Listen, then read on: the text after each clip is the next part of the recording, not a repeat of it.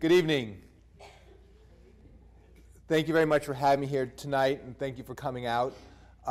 One quick announcement, and it's a little bit of a disclaimer. KIPP does create severe hair loss, so just be prepared, especially all you undergrads. I had a ponytail when I started in Teach for America back in '92. Also, I noticed that the signs around campus that the early, TFA deadline is tomorrow, so I'm surprised to see, so I assume I'm going to try to talk fast because some people probably have to go finish up their TFA applications. When I talk about KIPP, there's a couple stories I usually talk about that I want to share with you, and I'm going to do a little bit more of a little bit of the history of KIPP, lessons learned. I want to save a bunch of time for Q&A so we can have a conversation on whatever's on your mind here tonight. The first story I always like to say when we start talking about KIPP is I think about the Maasai, their tribe in Africa. And they have an interesting ritual and a tradition of how they greet one another when the warriors are traveling between their villages. When two warriors are passing each other on the road, the first warrior will turn to the second warrior and say hello by asking, "And how are the children?" And the second warrior will respond, "All the children are well." I love that because the right focus or expectations from a group of people, from a society, right? It's a focus on the well-being of the children and the expectation of the well-being of all the children. And it's something that the Maasai built into their very fabric of society was to do 50 times a day. Hello, good morning, how you doing? And how are the children? All the children are well. If we here in New Orleans, and we here in the United States, if we ask that question, how are our children?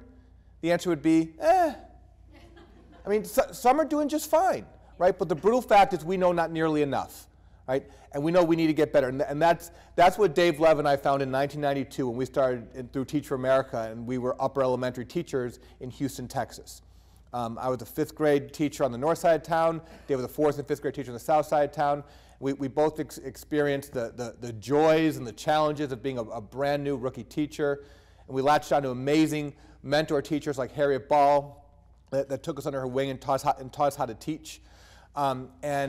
We thought we were doing a pretty good job with our kids, and at the end of the year, you know, I mean, it was rough for the first few months, but by the end of the year, our kids, they love learning, love coming to our classroom, love talking what career they want to have, what college they want to go to, and we naively thought we've done it. On the K-12 assembly line, we thought we gave them a great 5th grade year, off they go on to bigger and better in middle school.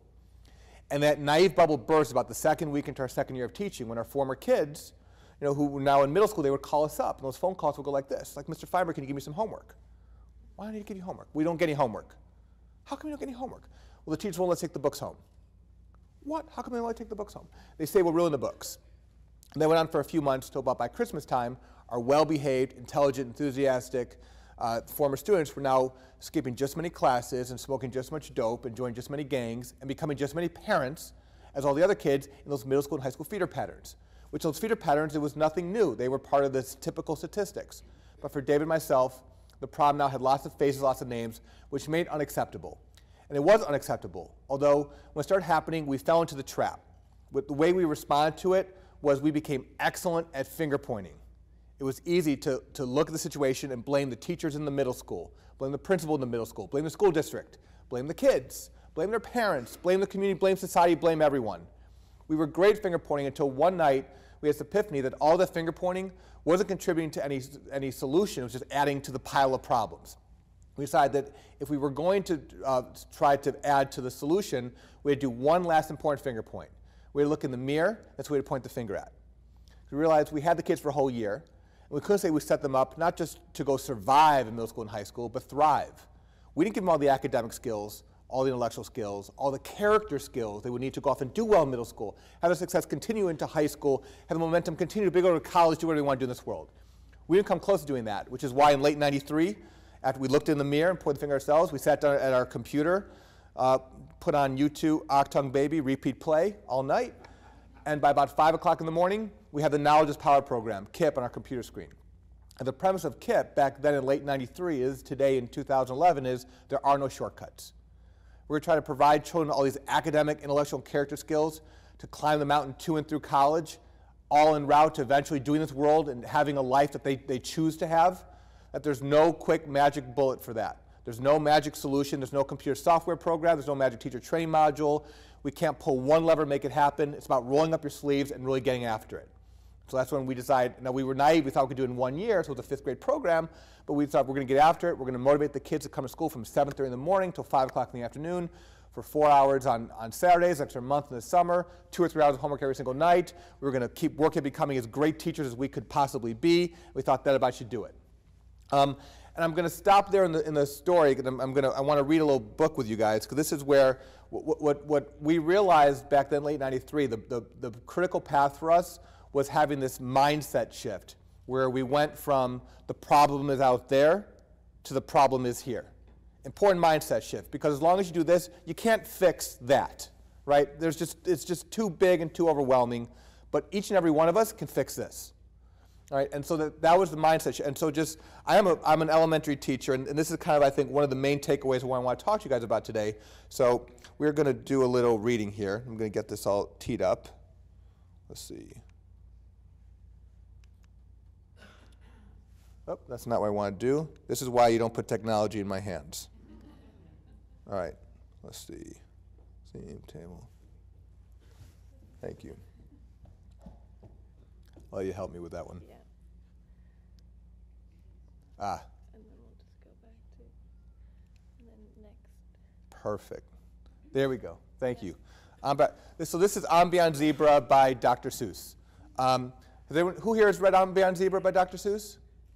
Oh, just a handful of people. So this is not Dr. Seuss's, one of his more famous books. It's not as famous as Cat in the Hat or Sneetches or things like that, or Horton. But we're going to read half of the book, and you're actually going to help me read a little bit, and we're going to see how this ties into what we're going to talk about tonight. So here we go. Said Conrad Cornelius O'Donnell Odell, my very young friend who's learning to spell. The A is for ape, and the B is for bear. The C is for camel, the H is for hare. The M is for mouse, the R is for rat. I know all the 26 letters like that. Through to Z is for zebra. I know them all well, said Conrad Cornelius O'Donnell O. Good job. So now I know everything anyone knows, from beginning to end, from start to the close, because Z is as far as the alphabet. Good job. Then he almost fell flat on his face on the floor when I picked up the chalk and drew one letter, a letter he never dreamed of before. And I said, you can stop if you want with a Z, because most people will stop with a Z, but not. In the places I go, there are things that I see that I never could spell if I stopped with a Z. I'm telling you this because you're one of my friends. My alphabet starts where your alphabet. My alphabet starts with a letter called Yuz. It's a letter I use to spell Yuzamatuz. You'll be sort of surprised what there is to be found once you go beyond Z and start poking around. The places I took him, I tried hard to tell. Young Conrad Cornelius O'Donnell O. A few brand new wonderful words he might spell. I led him around, I tried hard to show. There are things beyond Z that most people don't. I took him past zebra as far as I could, and I think perhaps maybe I did him some good. Because finally he said, this is really great stuff, and I guess the old alphabet isn't. Now the letters he used are something to see. Most people will stop at the Z, but not he. The end. So friends, at the end of the day, A to Z are the basics, and I'm not saying we should throw out the alphabet. We need to make sure our kids learn the letters in the alphabet. All right, but I'm saying that if we're really going to try to make transformative change, reverse engineer it back to the beginning. If we do ordinary thinking and ordinary work, at the end of the day, we're going to get what kind of results? Ordinary. All right, if we want transformative, extraordinary results, we got to do some transformative, extraordinary type of thinking and planning on the front end. And this is only going to come if we first start with believing that this is possible, and believing that A to Z is not the limit, but that we can go further than we might think before. And this, to me, is the critical path. There are so many things we have to fix in public education. And I know especially in New Orleans, and New Orleans is not alone with this, in Louisiana, everyone's in this pickle. You know, there's funding issues, there's curriculum issues, there's standards issues, there's testing issues, there's technology issues, there's labor issues, there's teacher preparation issues, there's principal preparation issues, there's the relationship between the school and the community and the parents. I mean, it goes on and on and on. There's 101 things we got to fix. And those are all, they are fixable. Some of them are easier to fix than others. Some of them are going to take a lot of courageous and political will to fix. But if we don't start from a mindset where we believe we can actually make a difference and not be boxed into A to Z, who's going to have the political will to do that? Who's going to have the courage to try to do something that they believe is impossible? And here's how I can just tell you, here's how I know collectively as a society, we don't yet fully believe what's possible with our children. Here in New Orleans, picture two high schools. Picture one of the typical high school, public high schools inside New Orleans, and then take Newman or Country Day. Let's start with Newman. A kid at Newman graduates, goes to college. Yeah, they all do. A kid at Newman drops out. Huh, what happened? We're all talking in carpool line, right? Right? Now go to your average typical high school inside New Orleans, which could be in Houston or any other city. A kid there drops out of high school. Yeah, half of them do. A kid there graduates, goes to college, is successful in college, graduates from college, has a great life. Friends, we make a TV movie of the week about that child. All right? I'm saying that just goes to show that from a societal level, we still have different mindsets and expectations for our children depending on what zip code they are born in and where they're growing up. That's what we have to eliminate. At KIPP, and I assume I'm going to preach to the choir in this room, we firmly believe that every child from any zip code can succeed in school and can succeed in life, as well as any other child from either zip code. And we're on a mission to prove that. And that's why we started KIPP in the beginning. And I should also give a shout out that I read this book a lot. One time I read this book was in Houston in September of 2005. If you think about what was going on here in New Orleans, right after Katrina, we had just started a school. Our first school in New Orleans had started that summer, and so a bunch of the young KIPPsters who have been KIPPsters now for 3 weeks, they were in the Astrodome in Houston with their families. And we were trying to figure out what we could do to be helpful. And I read this book to the handful of KIPP teachers that had come to Houston after being displaced around the country, and a bunch of the TFA Corps members from New Orleans that were displaced around the country. And we were cooking up this crazy idea to start a school in the next 10 days that was going to be called Now College Prep, New Orleans West. And we were debating whether or not this was, in the movie Spinal Tap, there's a line that says there's a fine line between clever and stupid. And so we were trying to figure out what side of the line we were on, and starting a school in 10 days is a little bit crazy. But read this book, and we thought, let's go beyond Z. And there's people in this room tonight who started that school and who were the dreamers of the dream back in 2005. And within 10 days, there was 400 kids in New Orleans West, kindergarten through 8th grade. A majority of those kids and teachers are the ones who moved back here, and they formed the first KIPP school in New Orleans, MAC 15. And today we are so proud of what KIPP is doing here in New Orleans. I'm cheering for them. And that's because they believed. That's because they went beyond Z. So when you think about what we're trying, the reason why KIPP is now going around the country is because we're on a mission to prove what's possible. I get a lot of people that come and will visit, back in the day they would come and visit Houston, they would visit New York, and they would first come very cynical and think the results we've gotten are because we must be so we must be recruiting really smart, poor kids. And that's why it works. Or they think that we just simply kick all the kids out who can't hang. Or they just think that this is all smoke and mirrors, and we just fool the media, and we're just a Thursday school. Those are schools say, please come and visit, but you have to come on Thursdays, right? So they would do like a surprise visit on Tuesdays. And they would come out and realize there's no smoke and mirrors, it's legit. This is just teachers working really, really hard. It's great teaching and more of it at a very simple level. And people would get inspired by what they saw, and I would get to the door with everyone, and I'm thinking just like we were inspired by Harriet Ball and Ray Fasquith and our mentor teachers, these visitors are going to be inspired as well, get to the door where they're saying, this is great, it's one of the best schools I've seen, and I'm thinking, all right, off they go and do great things too. Get to the door, all the inspiration dies. I start to hear all the yes buts. I would hear wherever they're from, for whatever political reason, financial reason, legal reason, socioeconomic reason, they would tell me that their community was the most screwed up place on the planet. And they would give me all the reasons why they couldn't go beyond Z. All right, we've had enough visitors in Houston, New York, and around the country to realize there's about 500 communities in this country all running for the title, most screwed up place on the planet, right? And they all think they're going to win, right? And so I couldn't win that debate at the door. So when I hear people say, this is great, but it can't work in New Orleans, it can't work in Mississippi Delta, it can't work in Los Angeles, I would have got my notes, write down, all right, we should start schools in New Orleans, in Mississippi Delta, in Los Angeles, right? Because the actual proves the possible. And we are not going to hypnotize all 50 million kids in public education today, right? But the way we can contribute is wherever people are making these yes, but, don't go beyond the excuses, we can start schools under the same conditions and prove what's possible. Because the day the excuses end, our day the solutions are going to start. And to contribute to the solutions, I think about our schools around the country. They're not clones of one another, but we do say we're a team and family. All of our schools are cousins. And you look at what's in the DNA that keeps all of 109 schools that don't look like twins with one another, but they look like cousins. At the very basic level, they all have the key ingredients. What makes any school great is great teaching and more of it. So by the way, all the undergrads here, or even grad students, I hope while none of us are going to have careers for the next 50 years where we're going to do just one thing, I hope for at least a while you're going to come teach. We need you, right? We need you, we need your passion, we need your creativity, we need more of it, because we need more great teaching and more of it in all of our schools.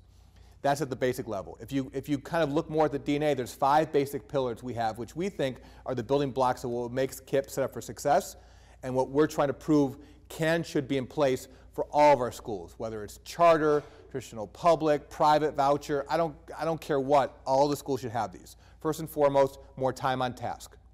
Every day, every week, and every year. Right? Take the typical school day here in New Orleans, I don't know, 8 o'clock to 3 o'clock or so, roughly on average, about 7 hours, but take out lunch, take out recess, take out bathroom breaks, take out the fluffy ancillary period instead of a good ancillary period in too many of our schools, you're down to 4, maybe 5 hours of instruction a day.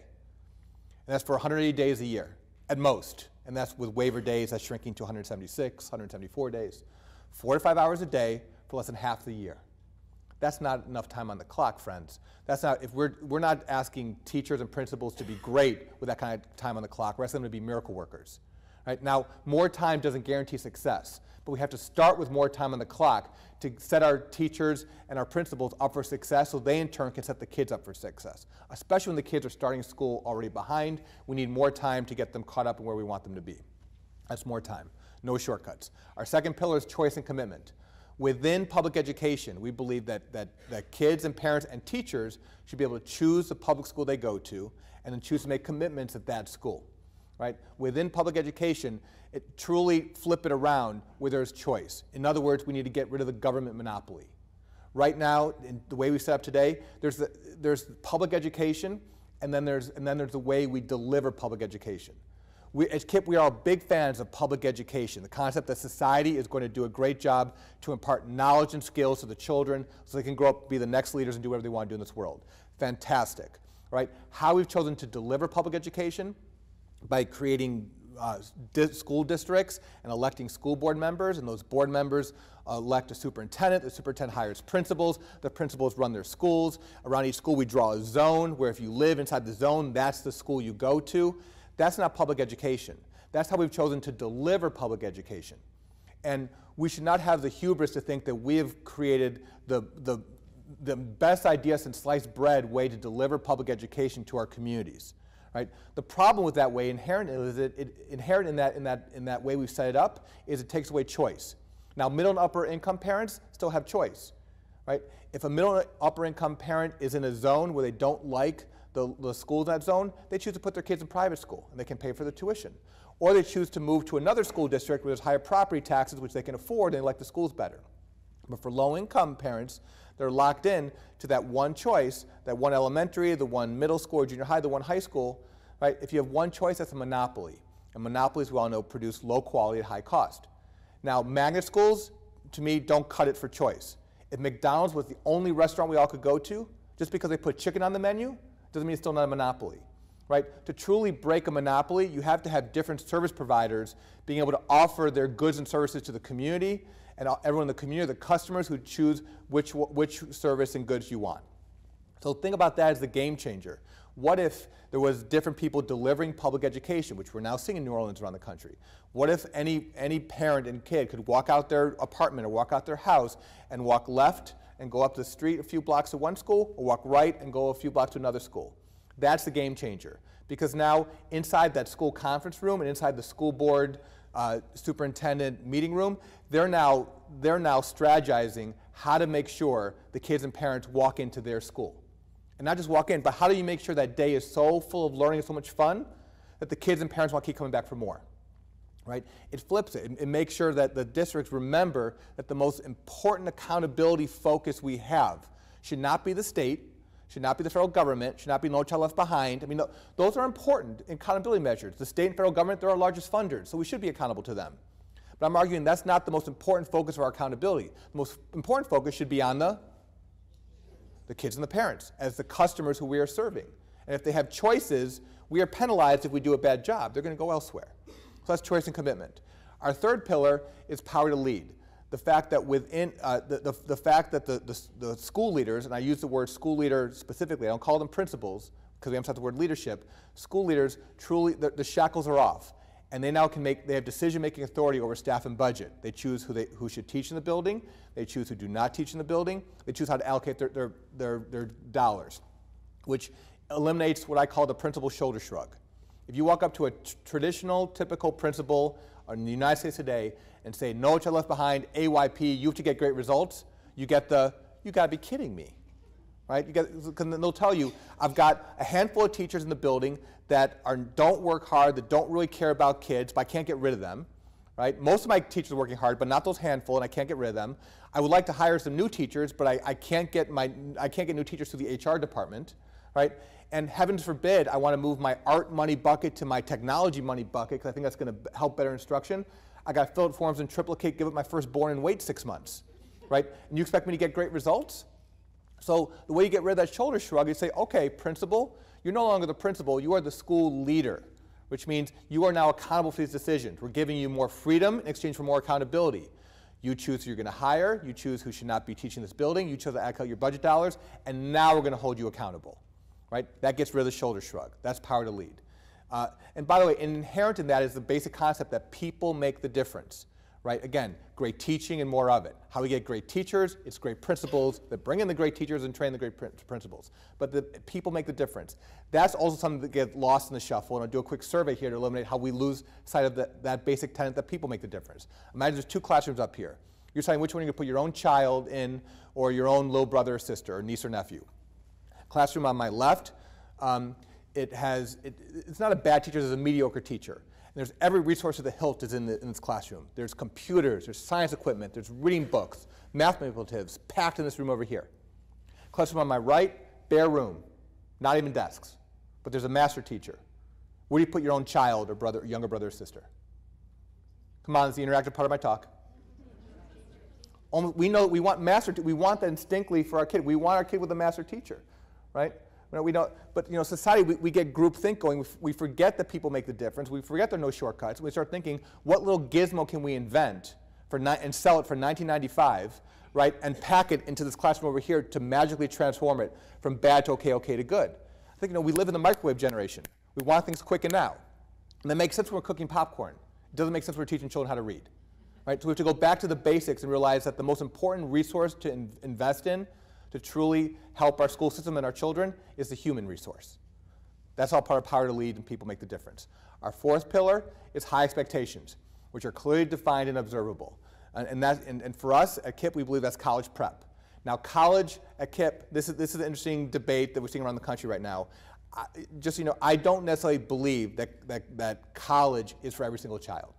However, I'm deeply, deeply passionate and believe that the skills to go to college are for every child, right? And ultimately, we shouldn't be deciding in K-12 who's going to college and who's not. We should prepare all the kids to go to college, and those ones who then, depending on what they want to choose to do in their lives, if they need to go to college to do that career, they should go. If kids want to do something else and do a trade or be the next Bill Gates, more power to them. But we should give them the skills to be set for success no matter what. Right? And that's our view on college. And by the way, interesting enough, when you survey any classroom of first graders and ask them, what do you want to do when you grow up? Most of what you'll hear do require college to do those things, as a side note. Anyway, so high expectations for us is college prep, and it's not just a high school thing, it's not just a middle school thing, it's not a primary school thing, it's an early childhood thing. For us, it's a pre-K thing. Technically, it should be a prenatal thing, but we're not there yet. All right? So, but we start with pre-K, and for us, and not just the kids know that, but more importantly, the teachers know that too. So, for example, I think about our pre-K class in Houston right now, the pre-K 3-year-olds. There's a class of 2026, and the kids know that. They'll start learning how to count to 2026, but they know there's a class of 2026. More important, the teachers know that too. So when the teachers are lesson planning back in Houston, they're not just following the state curriculum, which says, in pre-K you're supposed to learn half your letters. I've always wondered what half are you supposed to learn. We'll save that talk for another time. But at KIPP, the teachers are lesson planning and thinking, I need to get the kids to learn all their letters in pre-K. So by kindergarten, they're reading. So by elementary school, they're able to read chapter books. So by middle school, they can read their textbooks with understanding. So by high school, they're independent learners. So in 2026, when they're sitting at Tulane in their college freshman English seminar class, they're set for success. Right? That's what my pre-K teachers are thinking in 2011. That's high expectations. And lastly, our fifth pillar is focus on results. Right? While, and the ultimate goal is to get our kids to and through college, but that can be really far away. So what are we doing daily, weekly, monthly, annually to measure the progress, make sure the kids are climbing the mountain at the right pace to get to where we want to be at the end of the day? And again, we feel if you put those pillars in place, if you just have great teaching, more of it, and you make that happen because you're supported by more time and choice and commitment and power to lead and high expectations and great results, the kids are going to knock it out of the park. Right? And we're growing around the country to prove that's what needs to happen. And then within our cities, we're growing within cities like New Orleans and Houston because we have more parents who want to come than we have space available. I know here in New Orleans, we're serving around 2,500 kids right now, which is great, but there's 500 more kids who wanted to come this year to KIPP New Orleans, and we don't have room for them, which is why we need to grow so that the parents who want the choice and commitment have space. Where it looks like how it gets even bigger. In Houston, this year we have 7,800 kids in KIPP Houston, but there's 8,000 kids who sign up to come to KIPP this year. So we have a huge, gigantic wait list. But in our theory of change is the only way we'll ever catch up to the wait list if the other schools get better, so the kids and parents stop wanting to come. So we're actually trying to grow ourselves out of growing. We have no desire to take over the public school system, because then we would become the new monopoly. And that's what we are. We don't believe in that. We believe in choice. So we're just trying to find the equilibrium where we do a good job serving our kids and has created this choice and commitment, focus on the kids and parents, serve them better mentality, so the other schools get better. The kids and parents at those schools are now feeling like they're well served and no one's looking to move schools anymore, except a random few here and there. The way that the analogy we use to think about that is we want to have the same impact on the local public education system the way FedEx impacted the post office. Right? When FedEx got to 10% market share, the U.S. Post Office, which was a government monopoly at the time, they stopped making their yes but excuses and they started doing next day air. Now it's not the best analogy because the post office is going broke, all right? But think about a quality perspective. When any of us go send our package to Aunt Tootie, all right? We go to the post office and we know they're going to do a good job getting that package there. And same thing, we go to FedEx or DHL or UPS. Why do they all do a good job with our package to Aunt Tootie?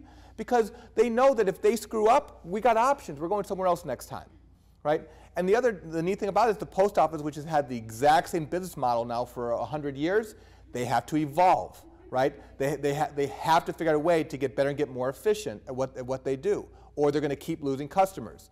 So part of this is simply they're looking at their bottom line they need to improve, but they all know that we're all going somewhere else. So that's hopefully the hope there.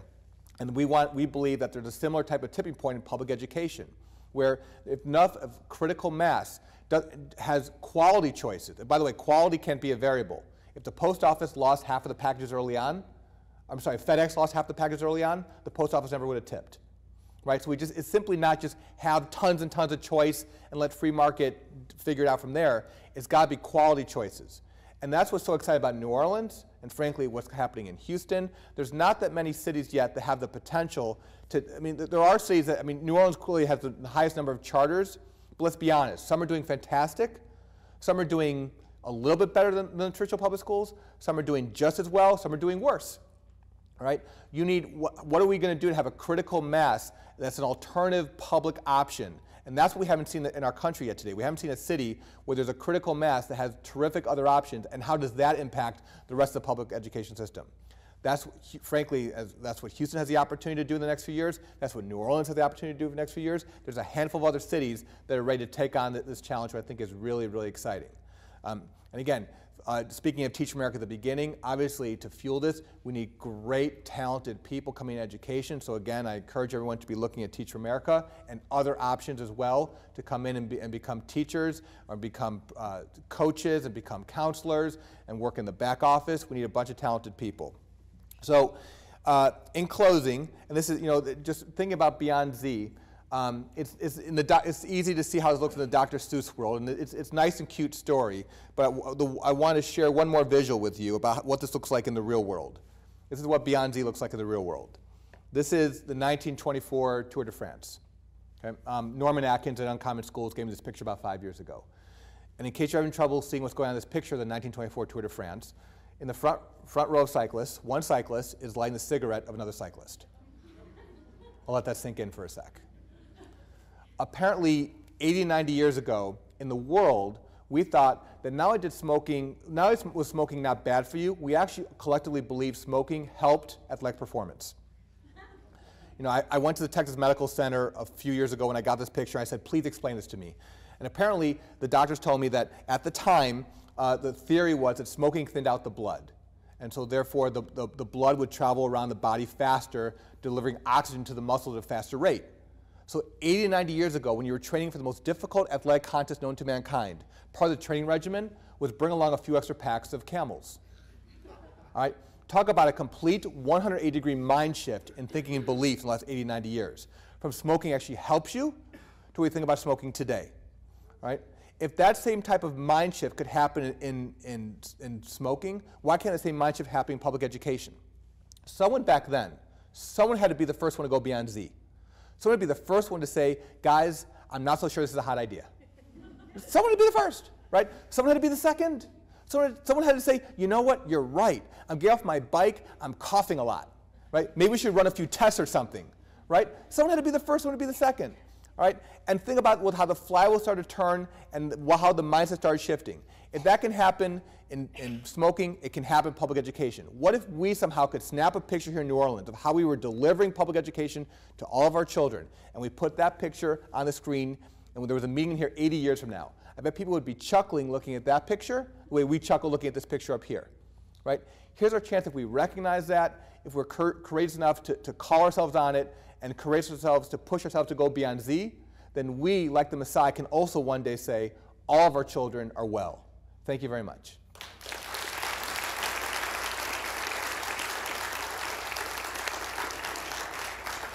So again, I want to make sure there's plenty of time for Q&A, so if you can just stand up and I'd be more than happy to answer questions. Yes, sir? I understand you're the superintendent of the KIPP schools in Houston. What are they like, and how many students do you have? So the question is, what, as superintendent of KIPP Houston, describe what's going on in KIPP Houston. Right now in Houston, we have 20 schools serving 7,800 kids. They are in pre-K through 12th grade. We have a whole bunch of alumni. We've been sending kids to college since 2002. We have a KIPP through college team that tracks our kids and follows them. If they go to different high schools, we still help them in the other high schools. We track them and help them in college. We help them in job placement. I go to their weddings. I'm not quite sure where it all ends, but it's our largest region by far. And again, we're chasing that tipping point in Houston. Houston is a district of 200,000 kids. So we have a growth plan of trying to get to 20,000. We think at that size, we will be doing, if we can grow to that size and continue to do a great job with our kids, then we'll help tip the rest of the school system. One stat that is both cool and troubling is if we can get up to 10% and if we can remain quality at our current rate of having 90% of our kids go to college, we ourselves can double the number of children from the fourth largest city in the United States who go to college. What's the qualifications for students going to school? Qualifications are you have a pulse and you live somewhere in the greater Houston area. As a public charter school, it's open enrollment, first come, first serve. If we're oversubscribed, it's a lottery. Okay, yes, ma'am. In the Houston area or anywhere else, have you implemented KIPP principles in a neighborhood school? The question: have we? Are the KIPP principles, the KIPP pillars, being implemented in neighborhood schools?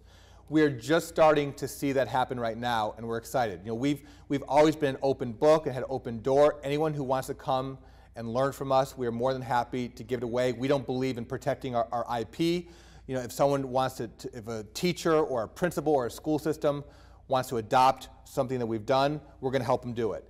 And it's not surprising to us that as we've started, people weren't necessarily rushing in saying we need to do that too, because people were making the yes buts and dismissing the successes. That's just, there's nothing we can learn from it because they're just, again, they're creaming or whatever they're saying, or there's nothing to learn from it because it's just a little blip, it's a 300 kid outlier, but there's nothing that a 50,000 or 100,000 kid school system could learn from it. As we start to see some scale in some of the different cities, 2,500 here in New Orleans, 7,000 in Houston, I think 3,000 in Washington, D.C., you're starting to see the districts have the mindset where they have to compete, and they start to realize, if we're going to compete, why are the kids and parents leaving us and going to those KIPP folks? Let's see. They must like the longer hours. We should do longer hours. They must like the focus on college prep, not state test prep. We should do college prep.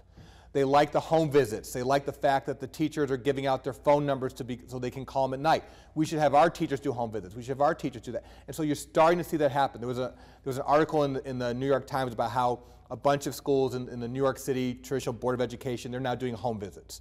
And there was an article in the New York Times 2 weeks ago about how Houston ISD is starting to actively compete with KIPP, and they have something called their Apollo 20 program, where they've identified that so far it's about a dozen of their worst middle schools and high schools, and they've decided, first off, they're acknowledging that they're bad, which is usually half the battle in a lot of school systems around the country. But they realized, so they got rid of ineffective teachers, they got rid of ineffective principals, they brought in new teachers, new principals, they lengthened the school day, they lengthened the school year, they took down the state test banners, they put up the college banners. Is this starting to sound familiar? Right? And so that we've been excited to help them however we can help them. And so you're starting to see that happen, but it hasn't been fully implemented yet. But I think that's, the FedEx effect and the post office tipping, that didn't happen overnight either. It takes time. And I think so I'm hoping to see that happen in the next few years. Yes? I have two questions. I want to start off by saying, however, I am a fan of KIPP. I'm quite knowledgeable about it. Thank you. But there are two issues that I'd like you to talk about. Sure. One is KIPP's approach versus Jeffrey Canada's children's zone approach. It's a much broader socioeconomic approach, and how you compare the two. And the second question is, when you went through your 5 pillars, you simply said results without telling us what that means, how you measure those results. Great question. If you would, to talk about those two things. Good questions. Comparing ourselves with Harlem Children's Zone, we remain incredibly jealous of what Jeffrey Canada has done. Again, going back, in our DNA, we're teachers, and if you can, we certainly are trying to do more to serve our kids by having a longer school day, week, and year. But at some point, we're not doctors, we're not social workers, we're not, we don't work, we're not developers of housing, and so there's a limit to what we can do as teachers. And yet so we believe that through education, we can truly transform children's families' lives and help them fix things. But to help with that happen, given all the other challenges going out there in the world and in their communities, we realize that there are a lot of challenges having to do with health and with housing and things like that. And so, we try to figure out how do we have partnerships with some of these other groups out there. The fact that Jeffrey Canada realized that early on, and we wound up stumbling to the same conclusion. He tried to do everything but the school, right? And at the end of the day, he realized he was Sisyphus, pushing the boulder up the hill every day, only have to have it come down the next day, have to push again. He realized that he couldn't truly transform his community in Harlem unless he decided to take control of what happened during those 7 critical hours every day when the children were in school. Right? As great as he was doing with baby college and health care and adult literacy and parenting classes, he had to do something about the schools too. Right? We, on the other hand, realized that as much as we focus on great teaching, more of it, that by itself, all right, is still potentially not enough if we don't have partners out there that are also making sure the kids are healthy and the kids have a good place to sleep at night. Right? And so there are critical things. So at the end of the day, it's not the either or, it has to be the and. Now, again, to expect everyone to go out there and do what Jeff did and do all of it by yourself is just a monumental task. That's one way to do it. The other way is to simply have strategic partnerships, which our regions engage in. And there's a whole litany of groups that we partner with that come in during the school day and or just our wraparound outside the school day, but they know that they can reach our kids and families through the school, and that's how we try to help that. Your second question on results. So again, ultimately, we measure our kids going to and through college. And by the way, when we do this, we measure from 8th grade to be more transparent. I could tell you that last year 100% of my kids in Houston went to college, which would be misleading, but that is the right number if I look at all my kids on graduation day. 100% of those kids went to college. That's not the number we started with, right? So to be transparent, we start with 8th grade, and whether they go to stay with our high school or they go to any high school, we track them and they remain in our denominator. So you look at it from that lens, in Houston, 90% of our kids are going collectively since 2002. 9% of our kids starting from 8th grade are going to college. To date, of the ones who are old enough, 40% have graduated from college. 27% are still persisting in college. We put out a big college completion report to look at those numbers. And we view those two numbers in two different ways. On one hand, we're very proud of those numbers because in this country today, 8% of low-income kids are graduating from college. And so at 40%, forget all the persisting, at just at 40%, we're already 5 times the national average for low-income kids. And in this country, across all demographics, 31% of all Americans have college degrees. So we're 9 points higher than all the demographics combined, and we're really proud of that too. And obviously, if you add in the 27% who are persisting, that every day we give a little kick in the tush to finish, all right, that's even more impressive. At the same time, if you look at the top quartile income in this country, 80% of top quartile income kids graduate from college. And so we still have an achievement gap within KIPP. And so we have our work cut out to do. We have to improve a whole lot because ultimately that's the achievement gap we're trying to close. It's not the dropout rate achievement gap. It's not the NAEP scores achievement gap. It's at the end of the day. At the end of the day, when we're all done with education, what kind of options have we given our children? That's where there should be no gap, and that's what we're aiming at. Along the way, now, unfortunately, there's still no great measure we have found yet in this country that can tell us for the 5th grader, the class of 2019, today, as we're teaching them today, are they on track in 2019 to go to college and from there be successful to go through college? That kind of measurement does not exist. Because the state test, just because you pass the state test, doesn't mean you're college ready. So we are basically in the process of doing our own assessments and standards. They're really aimed at that. It's basically taking a lot of the best state standards out there and putting them on steroids and then making them even more rigorous so we can truly measure if our kids are climbing them out at the right clip. Yes, right there.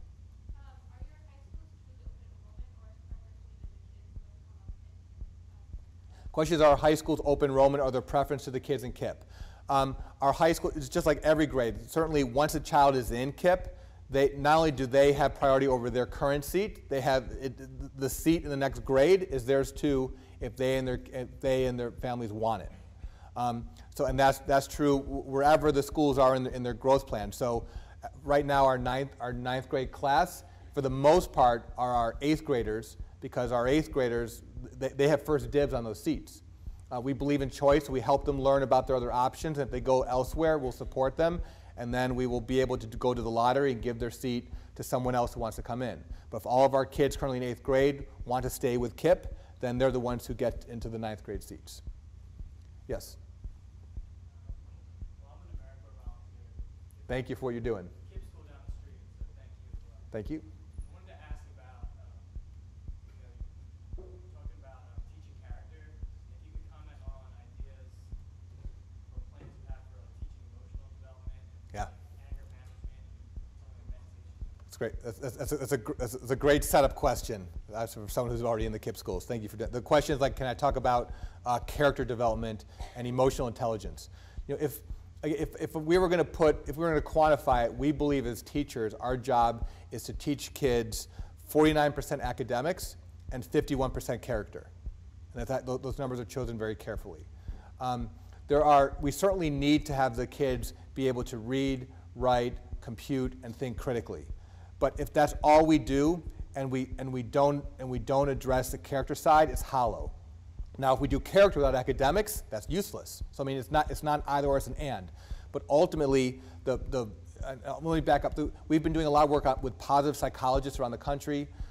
Martin Seligman at University of Pennsylvania, who's basically one of the fathers of the positive psychology movement, him and Angela Duckworth and Chris Pearson at University of Michigan, they basically created the gene pool of character traits that produce success and happiness in life. And they've done 2 decades worth of research, and they found that you can identify about 24 character traits that kindness, love, grit, zest, internal control, social intelligence, things like that all of us that in one way or other, whatever we're successful at, some combination of these character traits have allowed us to be successful. The 2 they have found, the way carbon is to life, the 2 they found that basically it's hard to find examples of success that don't have these character traits are grit and zest, right? So knowing that, all right, and if that's like a life lesson, then when we're sitting here as 5th grade teachers, yes, we gotta get the kids to make sure they know how to reduce fractions, right? But what are we doing to help teach our kids the grit and the zest if those are the critical elements when they are in college in 2019, what they need to be successful? And we believe that it's not in nature versus nurture, that this is nurture, that parents and teachers and other adults can indeed help learn character traits. And of course, if you can teach it, somehow you should be able to measure it. And so what KIPP, our cousins at KIPP New York have done in partnership with Martin Seligman and actually Riverdale, which is an elite private high school in New York, they've been partnering to figure out how you teach character and how you measure it in children. There's actually, in this Sunday's New York Times Magazine, there's going to be a big article about it. I encourage you to read it. It is what Dave Levin and Martin Seligman are doing there in New York. I think it's groundbreaking work for all of us in education. Yes, I mean, we definitely need to teach the 3 R's or anything like that too, but again, beyond the reading, writing, arithmetic, what are we doing? That's the work hard part. What are we doing to teach the be nice part? What are we doing to truly help our young boys and girls become the men and women tomorrow we want them to be? And again, it's not either or, it's an and. And that doesn't mean, by the way, that doesn't mean go to character ed class at 2 o'clock on Thursdays. All right?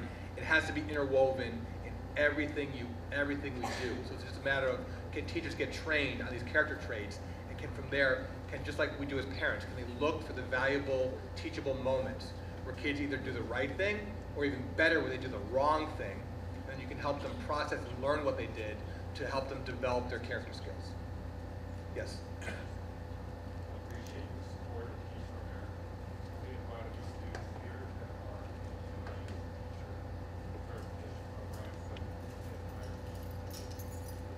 Yeah, we absolutely, we certainly have a big chunk of TFA core members, and especially alumni, who decided to keep the commitment beyond 2 years.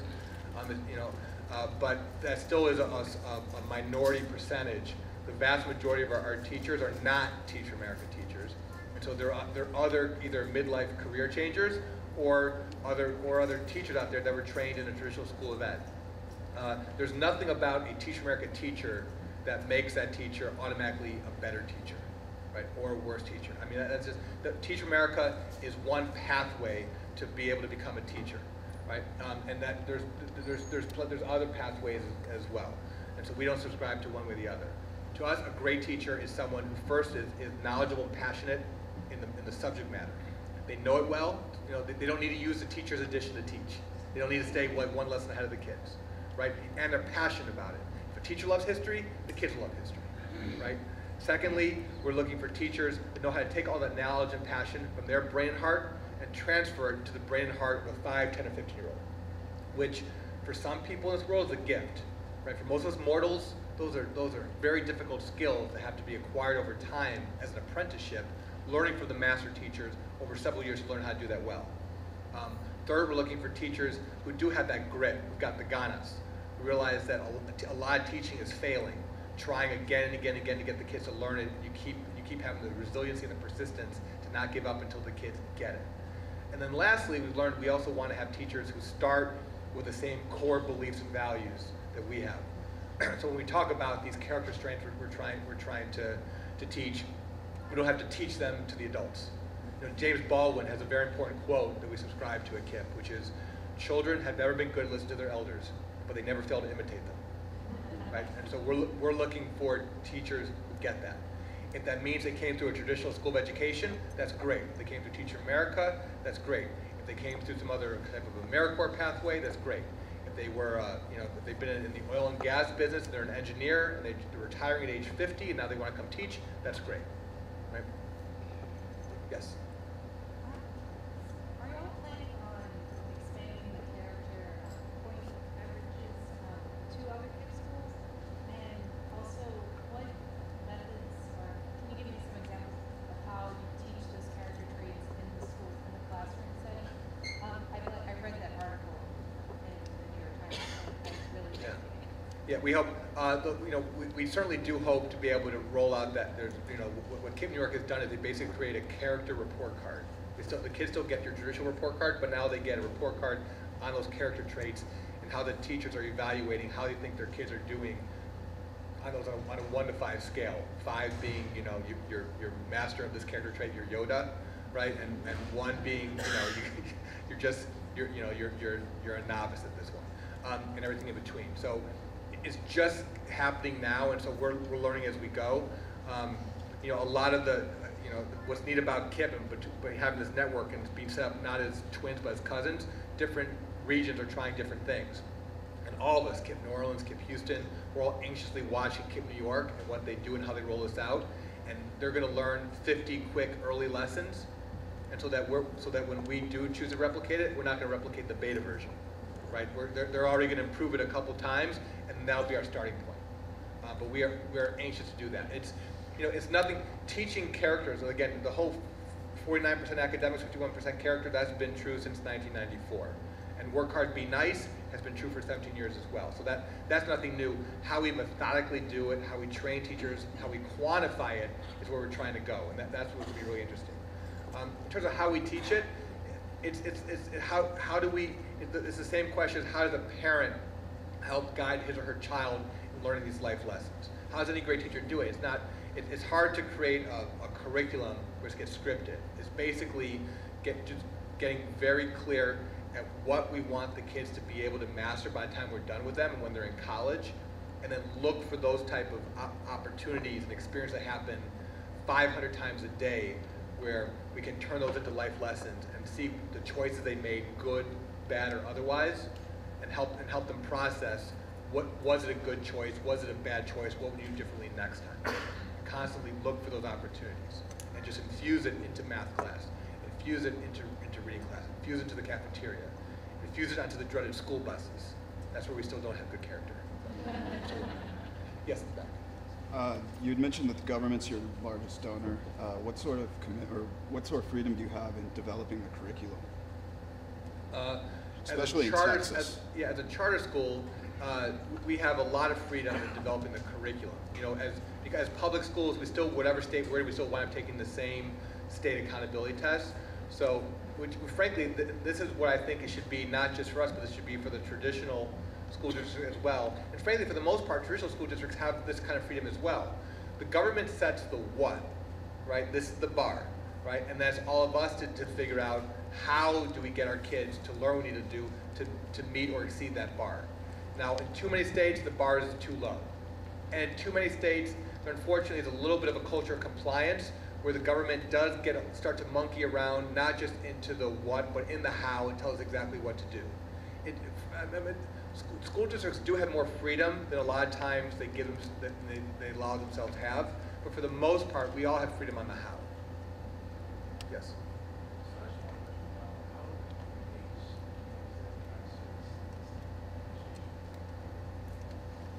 The question is, how do we get the communities we're trying to serve in ed reform, how do we get them more involved? That is another important component as well. One thing we do at KIPP to try to engage in that is, even though we have a lottery deal, we have 8,000 kids in Houston, for example, trying to get into KIPP, the first experience a child will have when he or she's being enrolled, if not at the school, we go into the home, right? We will sit down with the children and their parents or grandparents or guardians and around the kitchen table or around the living room couch, and we all read this commitment to excellence form. It's basically a truth and disclosure that has the hours, the behavior expectations. We sign and make commitments to each other. But it starts in the home. Right? We're all sitting around, and so it's a very real thing where we understand where our kids are coming from, what they go home to every day. Again, good, bad, challenging, otherwise. But it creates these ties between school and parents from the very beginning that sometimes there's a wall between schools and communities, and so even before day one of school with KIPP, those walls are not there. Now, it's a great start, but obviously that has to be now followed. You just can't rely on that first home visit and now say we have a terrific relationship and off we go to the races. It has to be nurtured over time as well. And again, that's the ongoing challenge, because teachers at KIPP, they're teaching 10 hours a day, and they're lesson planning at night, and they're taking homework calls at night. So doing all that and maintain the relationship with the community is difficult. It's something we aspire to do, and we try to do it, and sometimes we're doing a great job of it. Sometimes we're not doing enough of it. But it's something that's certainly on the radar screen we should be doing. Yes? I have a twofold question. Yep. You speak a lot about people who are preparing to be teachers, recently become teachers, or otherwise in the area, and I suspect the same in Houston area. One of the things that happens when you get into the school is they're faced with discipline issues and things that you can imagine. That tends to scare some of the most stylistic people away. How do you handle that in the KIPP school? And second to that also, many of the blocks that they find is that they are not having any time to get the parents involved as much as they would like to. What sort of ideas, thoughts, or inspiration might you be able to convey to those of us who are facing that? The first one, if teachers are in a situation that it's hard for them to control, there's two possible variables. One is, again, we have to look in the mirror in the magnifying glass. If a teacher looks in the mirror, she needs to realize that he or she still might be a novice on their classroom management skills. And it's within their sphere of influence to simply learn from other master teachers how to do a better job of managing a classroom. Teaching in the classroom, teaching and learning, but also just managing the classroom and making sure the kids understand the rules and are following the rules. And the teacher can constantly work on that. Rookie teachers are horrible at that, by definition, right? You need the grit and resiliency to keep getting better and better and better. The other variable at play is, beyond what you can try to do in your one classroom, the question is, does the school have a plan? And does the school have some kind of school-wide plan that makes sense, that sets the kids and teachers up for success in each one of those rooms? Or is it simply every man and woman for him or herself, and you try to manage your classroom and forget about the chaos going on in the rest of the other 40,000 square feet of the building? In that kind of situation, that's very, very difficult, and that's where the school's got to realize that the faculty have to come together, and while again, not every classroom should look exactly the same, like not every KIPP school should be the same, you should still see the family resemblance, right? And the same basic DNA and expectations should be in every single classroom. The faculty have to come together and decide what are our shared expectations, what are our shared operating norms, and get very deliberate about every little detail going on in that school. How do the kids walk into the classroom? How do they leave? How should they be addressing the teacher? What do they do if they go to the bathroom in the middle of the period? What should kids do if they have a conflict with another student and they're not being able to solve it by themselves? Every little thing should be thought of, and the faculty should be on the same page with how we respond. That's one variable. The second variable is then the faculty needs to get good at executing on that plan. The second question was?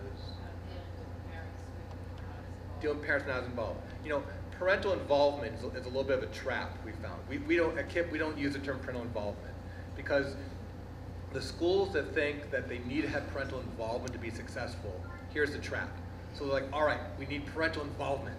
And so, you know, they make their plan around what they're going to do to get the parents to be involved. And then day one, school year starts, parents are not involved. Now they shoulder shrug. Oh, well, it would have been a good year, right? Now, and they decide the whole year is gone because they couldn't get the parents to be involved, right? We take a more pragmatic approach at KIPP. We don't necessarily believe in parental involvement. That would be nice, but that's not what we're aiming for. We're aiming for parental support, right? Because, you know, involvement brings up connotations of, you expect involvement, it means you expect the parents to be physically in the building, cutting out gingerbread men in the back of the room and doing other things like that, which may or may not be helpful. For most of our parents, they got 2 or 3 jobs going on to make ends meet, you know, pay the rent, put food on the table. They can't be necessarily involved during the day in the school, but it doesn't mean they can't be supportive. It doesn't mean they can't be making sure the kids are getting their homework done at night, that they have a light to get their homework done. It doesn't mean that they can't spend time with their kids getting their homework done. And if they can't spend time with their kids because they are on the night shift, or there's an education barrier, or language barrier, they know to make sure the kids are picking up the phone and calling us so that we're helping them with homework at night. And because we don't expect the parents to be there every single week or day, when we do want the parents to be there for report cards, things like that, we'll get the parents to come. Now it helps to be 6'4" and bald. That's how I can get a lot of parents to come, right? But there's other things we do too. We'll have if we really want the parents to come, we just don't dismiss the kids. We're going to feed them dinner and then wait for the parents to come and get their kids at school. I mean, there's ways to do that. 1, 2, 3, 4, and there might be, and then 5, and I think that's going to be when we're done. Okay, yes. Okay, to get the best teachers, do you guys provide a higher salary for teachers, or is there some sort of reward system like KIPP Teacher of the Year? Yeah, all of the above. So we do try to pay our teachers more. We afford that on the same dime by reducing all the administrative costs. At KIPP, we don't have 5 assistant principals running around the building counting textbooks, and we also don't have assistant superintendents of left-brain instruction, right? And so all that savings basically gets pumped in the classroom mainly to pay the teachers extra salary. Now, while that's helpful, the teachers even in our schools aren't paid, I think, what teachers are worth to society. You know, if you look at any survey, the highest salary is the factor of why teachers stay or leave the teaching profession. The highest I've ever seen it is 3. Right? It's usually in the top 5. I've never seen it higher than 3 though. First and second interchangeably in most surveys, and why teachers will stay or leave is whether or not they like their boss, and then are they happy in the work environment, right? So again, not that salary is not an issue, but it's never, I haven't seen it being the number 1 or 2 issue. So that tells us we certainly need to be jacking up the salaries as much as we possibly can by squeezing down the administrative costs. But even more important is what are we doing to select and train our school leaders to truly be great leaders and great managers, and listen to their teachers and help develop their teachers and be supportive of their teachers, all that. And what are we doing to create a culture where every day when the teachers are driving to school, they're smiling, right? And there's joy. That we actively think about that and talk about that. And we survey our teachers and are always looking at the J factor. Are our teachers happy? Right? That's actually really important to us. Who's 2? Yes. Well, I'm a senior and I pursuing career in education. Thank you. Good. But often when I talk to people about that, they kind of roll their eyes and talk about being burnt out.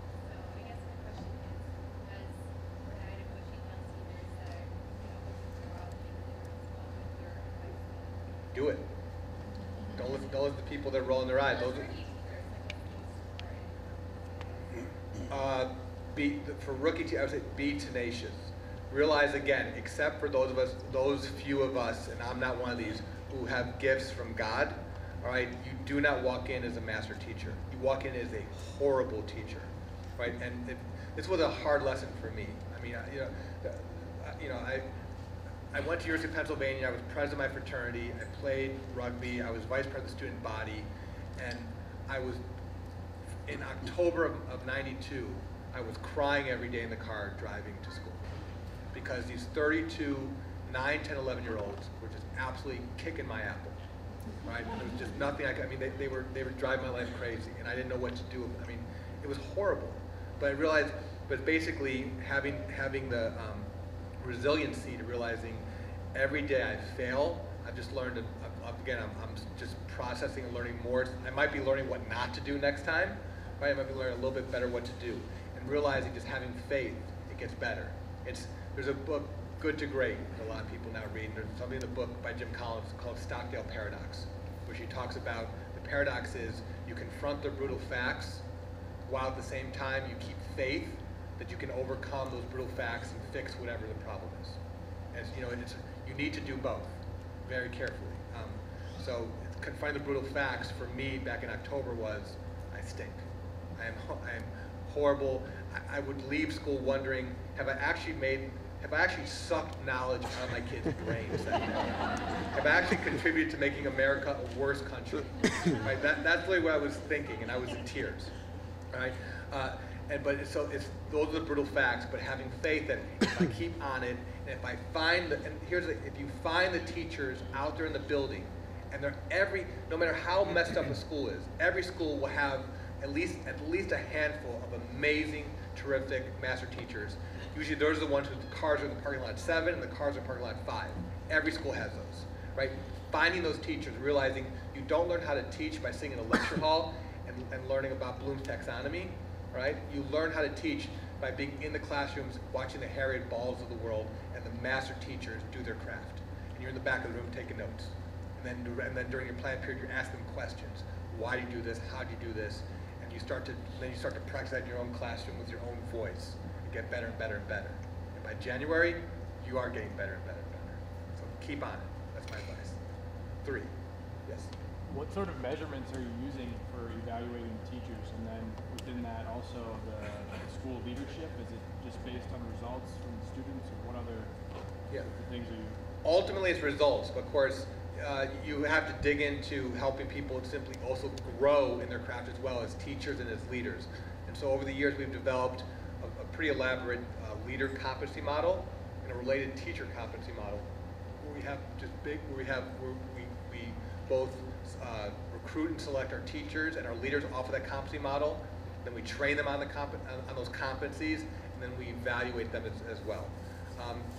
You know, there's nothing I would say on there that's earth-shattering, groundbreaking, but it's simply a matter of the fact is on paper, and the fact that you got the school leader, the principal, and the teachers are focused on the same things of what's important, and you actually spend your time training on those things.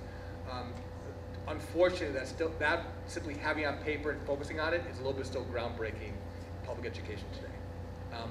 Hopefully not as much in the future, but more schools and school systems need to kind of have a unified vision for what are the main competencies that we want our teachers and principals to have, and then how we have a unified approach to how we interview and select off these, how we train off these, how we get feedback and evaluate off these, and have it be unified and aligned. That still doesn't happen a lot, and that's one of the things we hope that school systems will start to, and when they compete with us, will start to beg, borrow, and steal that from us. We'll be more than happy to give that away to anyone who asks. 4. Yeah. Sorry.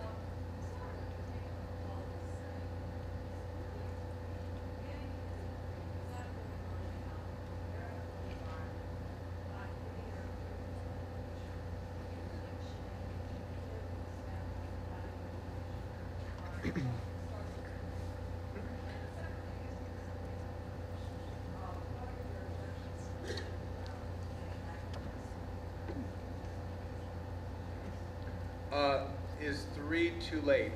No, I don't think so, because I don't think 5th grade is too late.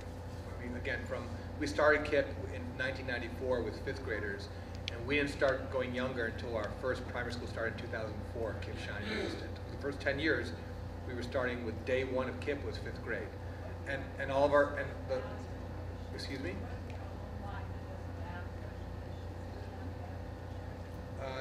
I would like to get them earlier, which is why we eventually started primary school, but it would be, I can't even imagine looking at a 10-year-old saying, I see potential in you, but it's 7 years past due, and so I'm not, you know, good luck, send me a postcard in life. Without getting cocky, day 1 of 5th grade, we changed them by lunchtime.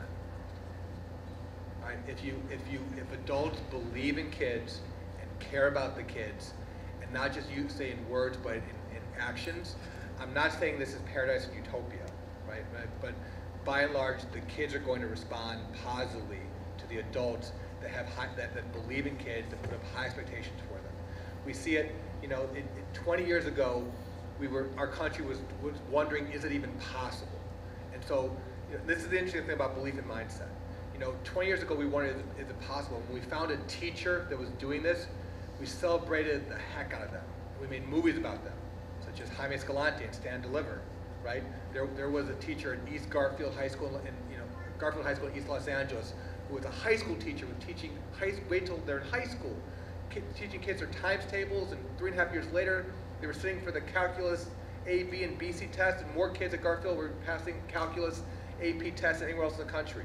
Amazing. We made movies about it because it was so earth-shattering, mind-blowing, right? 10 years later, in 2000, our society was saying, we know there's lots of Jaime Escalantes out there. We know that's the case, but does it work at a school level? We started thinking, can we find a school like that? And they found KIPP, and they put on 60 Minutes, and they found other examples of schools out there that were doing it, right? But we clearly raised the bar in our level of expectations. In 2010. Now we've raised the bar again. we know there are teachers out there that are doing these miraculous things every day, so they must not be miraculous because there's lots of them, right?